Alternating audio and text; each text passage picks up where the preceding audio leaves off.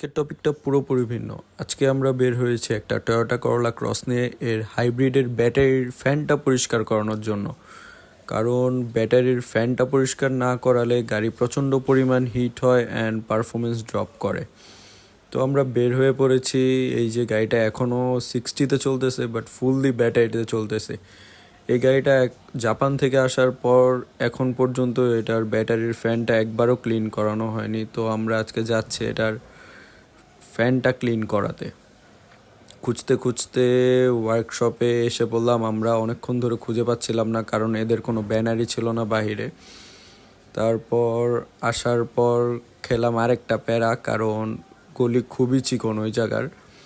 তো যাই হোক, কোনোভাবে ভিতরে ঢুকে গাড়িটা রাখার পর কোনো সিরিয়াল ছিল না, ওনারা তাড়াতাড়ি করে গাড়িটা যা যা খোলার খুলে ফেললো পিছনে।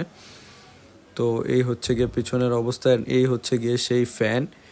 এটার উপরে একটা এয়ার ফিল্টারের মতো থাকে যেখানে ময়লাগুলো আটকায়। ভাই, যারা হাইব্রিড গাড়ি ইউজ করেন অবশ্যই ট্রাই করবেন যে বছরে অন্তত 2বার হলেও ব্যাটারির এই ফ্যানটা ক্লিন করানো। এই ছিল আমার আজকের ভিডিও। সবাই ভালো থাকবেন, সুস্থ থাকবেন।